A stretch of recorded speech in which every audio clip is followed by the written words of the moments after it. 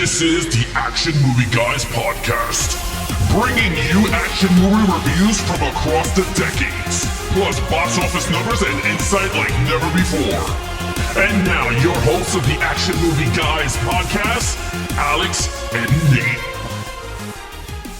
Welcome, everyone, to a brand new episode of the Action Movie Guys podcast, episode 319. We're to the final film of the Men in Black franchise with Men in Black International from 2022. I'm your host, Alex Figueroa. My co-host is Nate from Netflix Reviews. All right, Nate. So I know this is going to be a funny question, but I know you saw this in the theater. Yeah. I want to know is, what was the reaction of the audience when you saw this film? I saw this at the theater. Okay. I'll be honest. I don't remember. I don't even think it was full.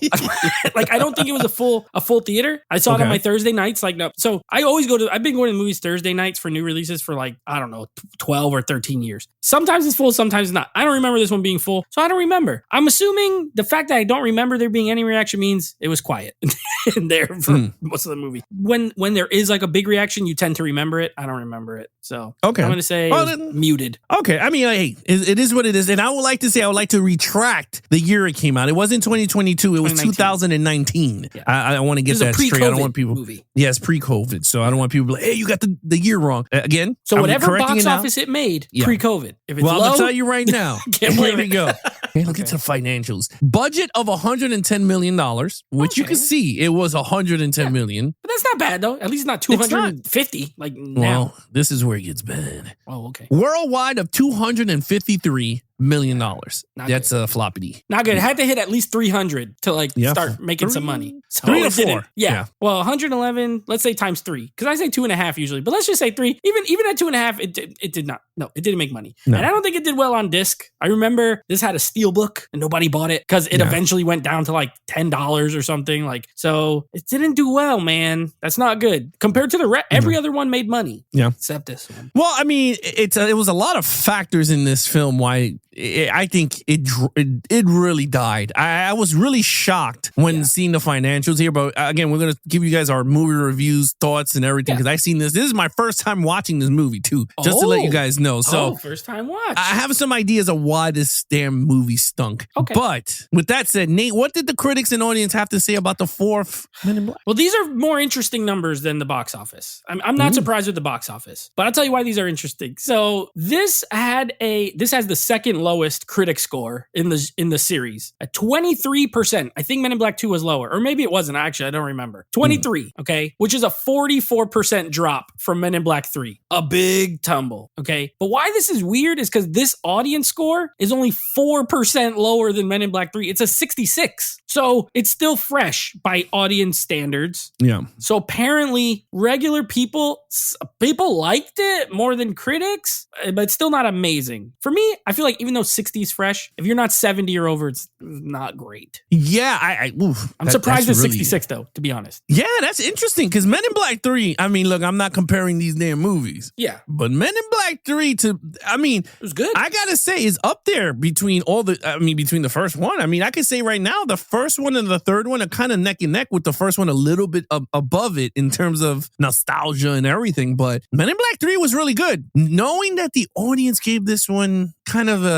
very interesting. Yeah. You know what this series reminds me of? It's similar to Die Hard. How Die Hard 1 is a classic, and then 2 is Die Hard 2 is better than Men in Black 2. But then Die Hard 3 is almost as good as part 1, and that's the same here. Men in Black 3 is almost as good as 1. Honestly, rewatching it now, it's pretty darn good. Yeah. So 4? Die Hard 4? Everybody likes everybody. You like Die Hard 4. I like Die Hard 4. I love Die Hard 4. Maybe we like Men in Black 4. Maybe we might like it. I might like it. I don't know. I can't wait to talk about it. So let's get right into it. So this is a brand new cast of agents, okay? I'm going to start it off with the lead character, Chris Hemsworth, as Agent H, was it? He's H. And Tessa Thompson, she's M. She's kind of the new Will Smith, the one who's not in the Men in Black and then joins. Only returning agent is O from part 3, which is Emma Thompson. She's back. So she's the continuity because other than her, ain't nobody in this that was in any of the other ones, which is fine. Okay. This is kind of a reboot, a soft reboot because it is a sequel because she's in it. A soft reboot. Okay. As far as these two agents go, I didn't hate them. I'll be honest. Rewatching it now, I don't think I hate this movie as much as the critics seem to hate it. Although we'll get to other stuff. There's issues, a ton. Yeah. But I will say I don't hate it. I'm like, oh, this is the worst. I think they're likable. I actually like Tessa Thompson like in this better than I like her in this better than I've liked her in some other movies. Like I don't really like her in the Marvel movies as Valkyrie. I'm not a fan. I think here she's more likable. She had a good presence, I enjoyed watching her, but not outstanding. And then Hemsworth, he's Chris Hemsworth in this movie pretty much. You know what I mean? Like he's goofy, he's good looking, he's good in the action. You buy him in the action scenes because he's a big guy, he's physical. But again, he's no Tommy Lee Jones. Like if she's supposed to be the Will Smith character and he's K, he's no K and she's no J. So it's kind of a step down, but I like her origin story. I like that they had that alien and that made her look into these things and find it for herself. It's different, at least. Yeah. And then with him, I didn't care for him too much until I did like at the end when he starts to realize that Liam Neeson's character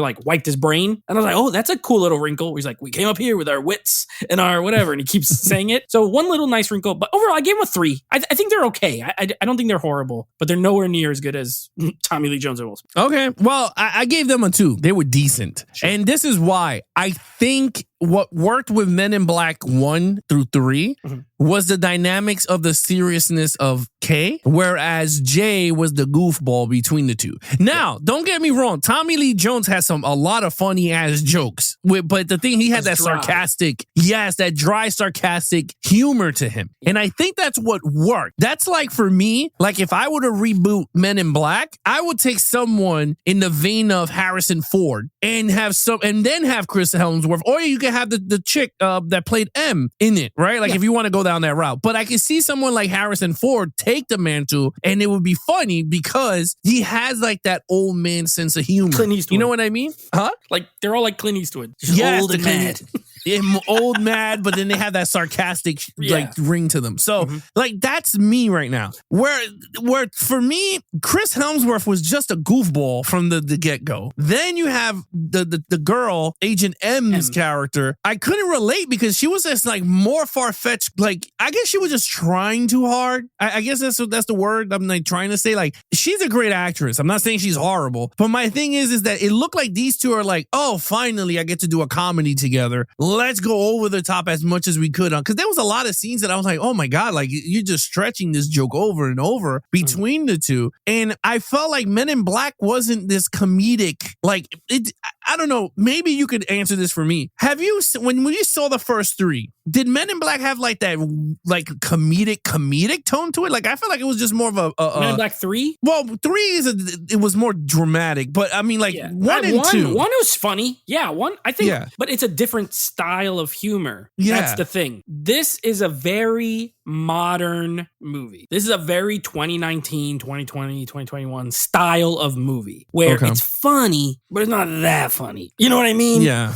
You know what this reminds me of? I think this will be a good comparison for you. To me, if Men in Black, because Men in Black, I remember, is hilarious. I love the villain is hilarious. D'Onofrio, Will Smith is hilarious. It is very funny. But if Men in Black 1 is Ghostbusters, this is the women Ghostbusters version. Oh my God, that's a great analogy. Yes, it is. That's what I was thinking when I was watching it. It is. It's like very modern. It's trying really hard to appeal to everybody instead of just picking a lane and going with it. Right? I guess that you just said it right. Pick the lane that you were supposed to be yourself. Humor be unique. is usually not that funny. Yes, and I think that's what killed me with these characters. They're great, just like the female Ghostbusters. It's just that they tried way too hard to make everybody laugh, and it didn't land. So for me, these characters were like I'm not gonna lie. My favorite scene with these characters were in the club. That was funny. Yeah, that was funny. Well, he was like, you got to take off your tie and you got to blend in. And he goes in the club and he's dancing. Yeah. And he's like, yeah.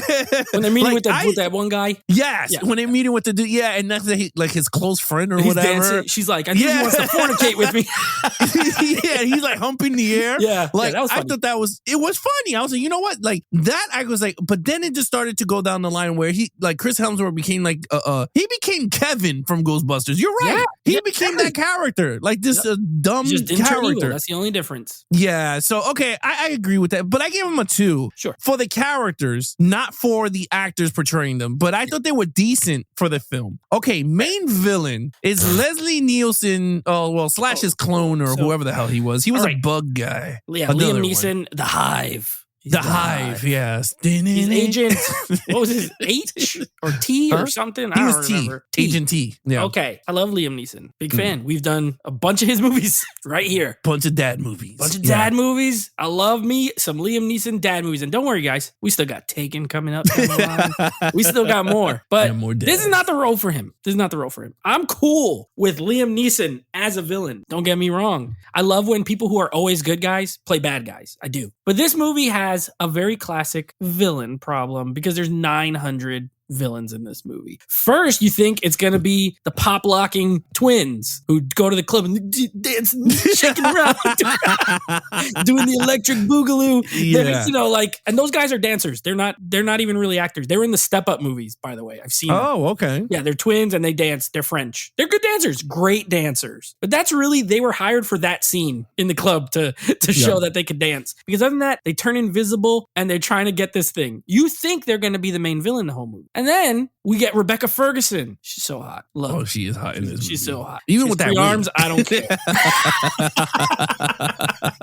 I don't even care about it. Yeah. I love her. I love her in pretty much everything she's in. Like, she's just one of those actresses that's like, oh, she's in this, she's cool. So I have no problem. But then they make it like she's the main, she's been this whole, she got the gun. Now she's the one that's in charge and she's nope, she's in one scene, literally in one. It's like a long scene, but she's in one scene. And then Liam Neeson shows up. They blow up the twins. Like, okay, so they're not the main villain either. She's not the main villain. This other tribe is going to blow up the planet. And then it turns out it's freaking Liam Neeson, who's not been in the movie for the last hour. He's just been doing nothing, right? So I gave the villain element a 1. I think it's bad. It's too many. And then he's just a worse looking roach. The roach in the first one, like, okay, the CGI wasn't as good, but he had a cooler design than the bug looking. And then Chris Hemsworth looks at him and says, you know me, we're best friends. And then he's like, take the gun. And then he like turns back into his normal self for a moment. So I don't know. I wasn't crazy with it. I think it was weak. Rebecca Ferguson was hot. She gets the 1 point because everything else was not good. Yeah, I agree. So Liam Neeson's name was High T. High T. That's right. To High play on T. the British thing. Yeah, and then Tessa Thompson's character's name was Molly. That's why her name She is was Agent M, M. Molly, and his was Henry. I remember that now. Yeah. Agent H. So High T. Oh boy. I wasn't too crazy with. Okay, I'll say this: Liam Neeson did fit the role as Zed or Zeb, whatever his name is. I thought he fit well in it, and I was like, wow, that's actually pretty cool. And I was like, all right, I kind of like the whole international theme thing here. I was like, this is pretty cool. If you're telling me Agent K and J is still around in New York, Yeah. I'm cool with that. But That's we fine. didn't get no freaking thing with No, that. they're just So a I was like, painting on the wall. yeah, stupid painting. And I was like, whatever. But in terms of the whole flippity da doo doo of him turning into this bug, that he was the undercover bug for the whole time, and this is why he kept making Agent H like saving him from all this punishment and all this. Honestly, it's just lazy writing, man. Because Rebecca Hot Ferguson, like her character, if she was the main villain, I was okay with it. I was like, wow, that's actually cool. pretty cool. She has like 4 arms. She can fight. I was like, that's cool. The 2 dudes, I'm not gonna lie, dude. The 2 bomb boogie oogie dancing dudes, Electric Boogaloo. yeah, they were awesome. I was like, yo, if they're gonna bad guys, I mean, if they could give them a little speed. You know what they reminded me of? The Phantoms from the Matrix 3. Yeah, the Milli Vanilli twins. Yes. Yeah, those but dudes black. were cool, but then they didn't do nothing. They look just cool. disappeared. Yeah, Yep. I agree. Yeah, and I was like, oh my God. So I was like, these characters are cool. I agree. I wasn't too thrilled with the villains at all. I gave it a 1, too. They stunk. There was way too much villains in this. And man, there's another film that we're going to be doing that has lots of villains at the same time. And it's crazy. But Yeah. I'll go with this. I'll give it a 1. I didn't like it. It wasn't entertaining. At times it took you out of the movie because you didn't know where you were watching and who's what. And then you thought the guy with the glasses was the bad guy. The one that was like C. against him. Agent C. Agent C. Yeah. I And liked there's so him, though. many I thought he was letters. pretty good. Yeah, I thought he By is. the end of it, I liked his character. Yeah. I mean, but in the beginning, you thought he was going to turn. Yeah. I mean, you thought he He's was a bad. nerd. You're the end. Yeah. Sounds like something a mole would say. That Yeah, scene was pretty funny. much. Yeah. Okay, so we're one across the board here. Okay, Yeah. action scenes. I Okay, wanna hear so what this you one's say. going to be this will be my shortest and easiest one to do. This is, like I said, this is very 2019 modern day action by a non-action movie. With that said, there's a ton of CGI stuff. Stuff flies around. It looks good. F. Gary Gray. Now, this was a weird director choice for this because I love F. Gary Gray. Actually, we did The Italian Job. He did the remake for The Italian Job. He's directed some really The Negotiator. I know you like that movie. He directed that. He's not is a the good guy movie. I would think of for this movie. Yeah, Friday, the original Friday with Ice Cube. Like he's a more grounded sort of realistic director, A Man Apart with Vin Diesel. I think he's great for those movies. But then he did Fast and Furious 8, and that was like $1 billion movie. So then they hired him for this. And it's not a great fit. He can direct, but the action is just so generic. I didn't give it a terrible score because there's actually a good amount. We got the fast motorcycle thing, then we get the fast car that flies. There's a lot of shooting in this. The Rebecca Ferguson fight scene was cool because she got 3 arms, so that was fun. So there is a lot, but it's soulless. I don't know if you'll agree. It felt soulless. Nothing about it felt like this is some great choreography or this is some great moment where I'm like, oh, wow, that was cool. Like, it's there. It's fine. I gave it a 3. I don't think it's horrible. It's just regular. Yeah, I'm there with you. I give it a 3. I thought it was good. It reminded me of Ghostbusters. And not even Ghostbusters, the new one. It reminded me of the whole franchise, like Afterlife or whatever. It's just action to be action in a movie. Whereas, I mean, the Ghostbusters series, I mean, they fit because of that world. Yeah. But it was just like that low-key action. Like, that is the most they could do with what they have. This is where I got with the Men in Black, because whereas I think the best scene in this movie, hands down, is the scene that they're taking gadgets out the car, and I was like, yo, this shit is hot. Like he was like, check out the pipe, and she pulls the pipe. She's like, the windshield turns into it had like dozens, and I was like, yo, this is actually creative. Right. But they blew their load in that whole scene. Yeah. Like, imagine them driving after those two Vinny Manilli dudes blowing up stuff. And he's like, while they're driving, he's like going to the dashboard, and you see they pull the dashboard, and he's like, all these guns work or whatever. Like, I thought that was cool. Like, I liked that scene. I thought it was a very creative scene. It looked very well. You could see the budget was used very right, but the sequences did not fit at all. Whereas I thought with the fourth movie, the sequences would get better in terms of action. Like, to me, it was a step back, even with the budget. Like, yeah, the gadgets were cool. And I love the gadget. Like, I was like, yo, this shit is hot. The hubcap was like the Gatling thing. And I was like, this is awesome. Mm-hmm. But again, it was just like lackluster because they were just standing there. And I'm like, that's it. Like, they're just shooting all these guns and there's no one walking around. There's like the sense of danger was not there in terms of them being Men in Black, So I was just like, that sucked it out. The ending felt so not even generic. It just felt so like they did not know how to end this movie. Mm-hmm. It felt like Howard the Duck, the ending. Remember with the thing going to space and it had to go through the what the hell was the teleporter or whatever? Like the portals coming through the sky and all this. It was just like Howard the Duck. And I was just like, what the hell? She got sucked into this damn portal. The little guy came to save her. I thought he was cute. I thought he was the coolest part. Yeah, he was mad cool. Yeah, he was mad funny. My wife liked him a lot. And I was like, he was kind of cute and funny.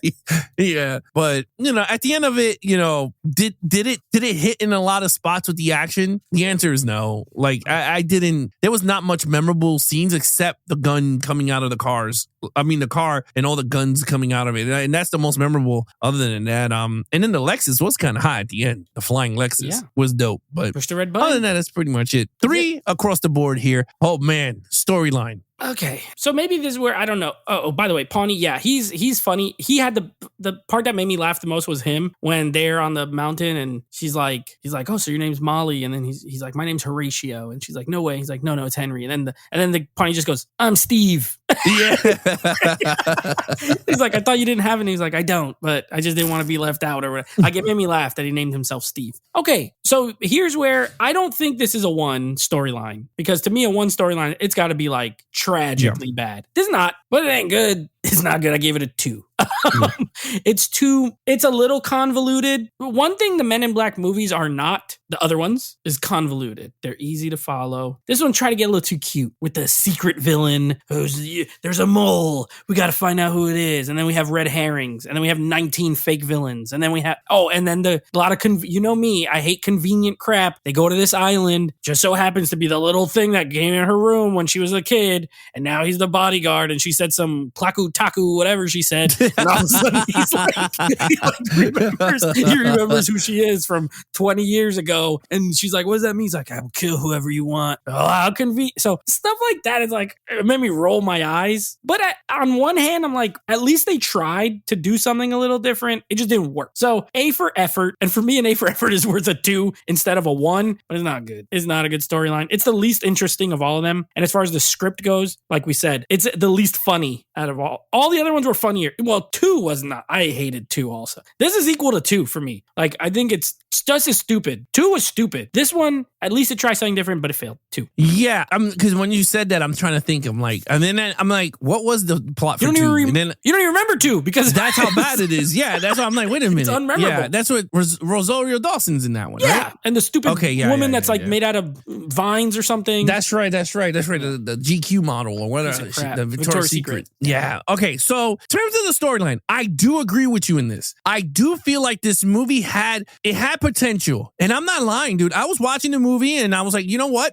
I like the chemistry between those two actors, and I was like, I mean, they were trying with the script, so I was like, you know, they did what they had to do. I did like those two. I was like, I did enjoy the ride of Men in Black. Like, I like the Men in Black franchise. I'm not saying I don't. My thing is that they fell flat with this new one. It didn't feel like the Men in Black. It felt like they were trying to do something that they didn't. It was like, don't invent the wheel again. Mm-hmm. You had something, make it more better than the others. Like part 3, who would have thought part 3 would have had that type of storyline after part 2? Nobody. Right. And what worked for that was that they had the same director for the first 3 movies. Now you bring in a new director. Regardless, as long as you have a good script and the director knows what he's shooting, it shouldn't be a problem. I like the way that the director was going with the action. I just felt like the script was really bad. He's not a bad director. Right.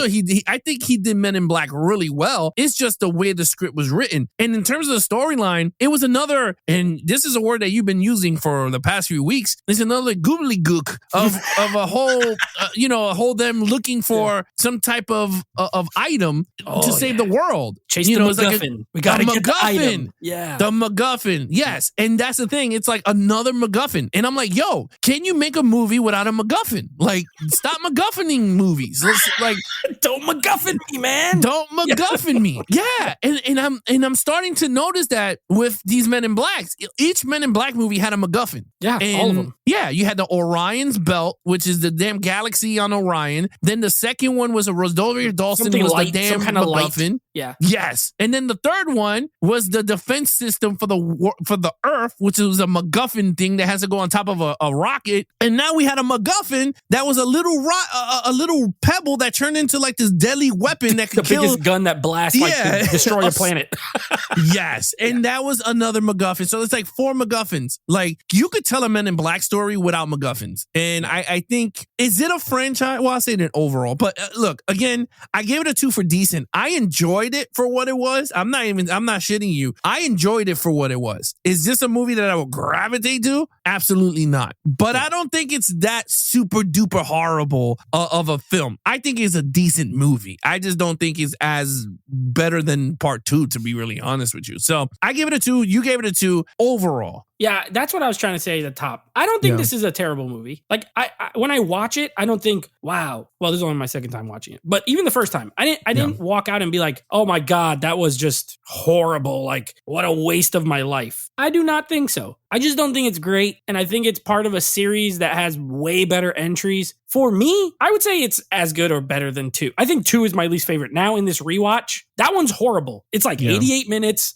All the villains suck. Will Smith riding the stupid worm in the subway with the green screen is horrible. Like, I really don't like 2. So I would put this ahead of that. That being said, that's low. That's like a low bar to pass. You know what I mean? Like this movie's not very good. But it's from the story perspective because there's things about it that are good. The production is good. Like you said, the cast is good. The actors are fine. Really, nobody was like terrible. But it's like, you said that it didn't feel like a Men in Black movie, and I agree with that. It felt like someone trying to make a Men in Black movie rather than just being a Men in Black movie, if that makes any sense. Like, no, it does. Maybe, what are these new writers? Maybe they were fans and now they want to make a version of it. And they tried a little too hard. And the alien stuff, like, it didn't even have that B-movie alien aspect that all the other ones did. This just felt like a generic blockbuster popcorn, everyone, women can love it, kids can love it, men can love it. And it tried to hit all the demos. And I guess it did, but those kind of movies are just not my favorite. So I gave it a 2. Yeah. I don't think it's great, but I don't think it's the worst movie of all time or anything. So I agree with you. It's funny.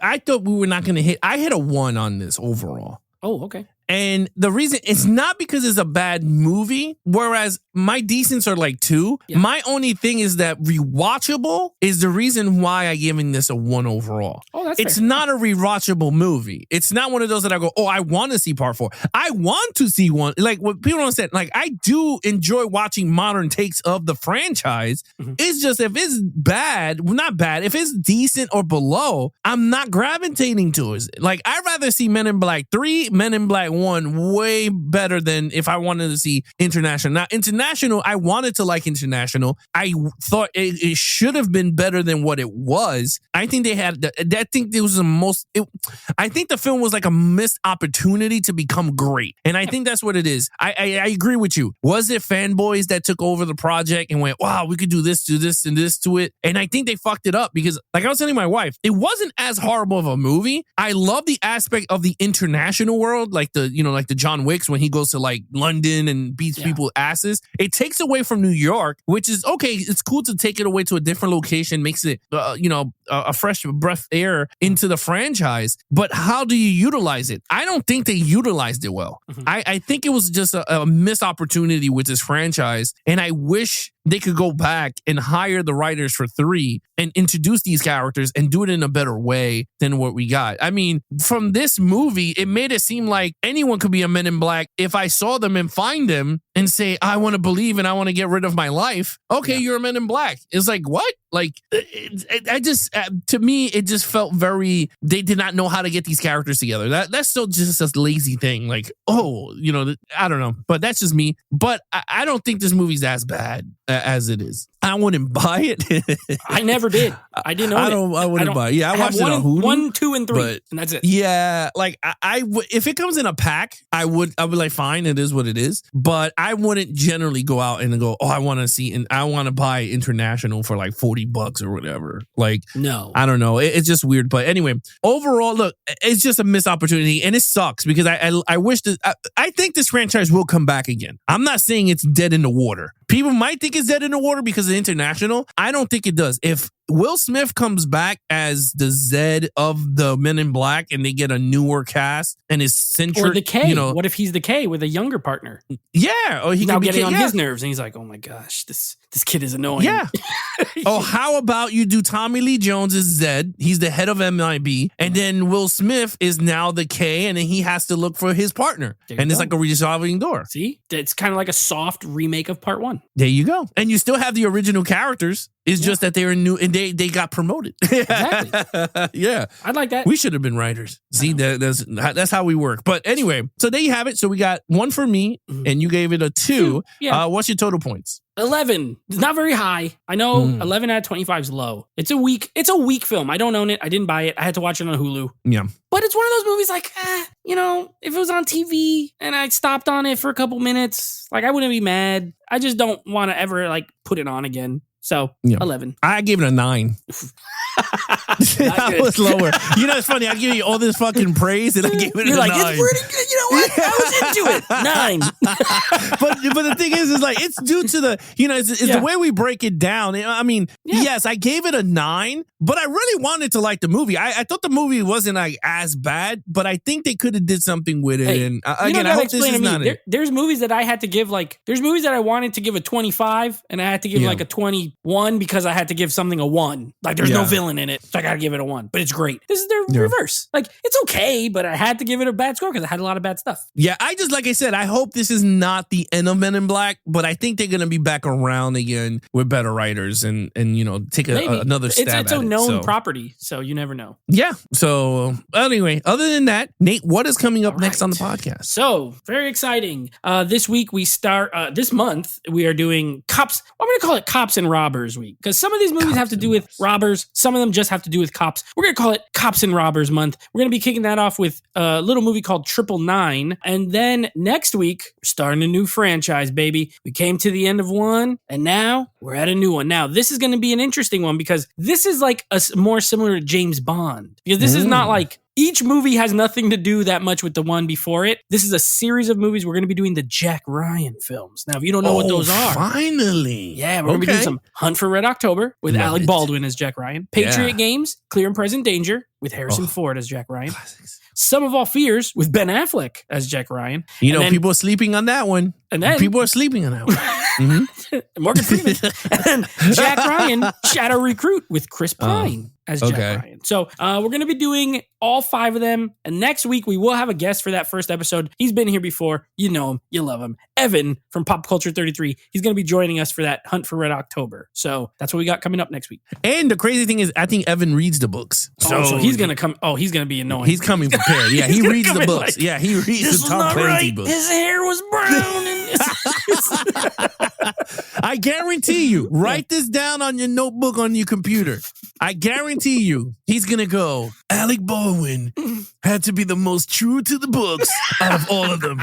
Better than Harrison Ford. The good thing is he won't hear this episode before he comes on. So we don't even have to worry about it. No, but I'm telling you, write this down. Mark my words. And then we'll see if I was right when he says Alec Baldwin is the best one. If he says it, we just start laughing. Because he'll be like, why are you laughing? Like, you know And I will, you know what? I will clip this. I should clip this, put it on my soundboard, and then once we play, I can just play it live so he can hear it. That's smart.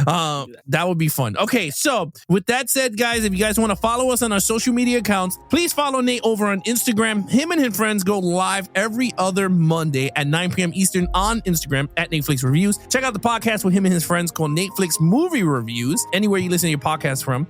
And then, of course, Action Movie Guys, Geeks and Flicks on Instagram. And then, of course, you can follow the Action Movie Guys podcast anywhere you listen to your podcast from. And, of course, you can listen to it directly from our official website, www.geeksandflicks.com. Other than that, I'm your host, Alex Figueroa. My co-host is Nate from Netflix Reviews. Be awesome to each other and geek out.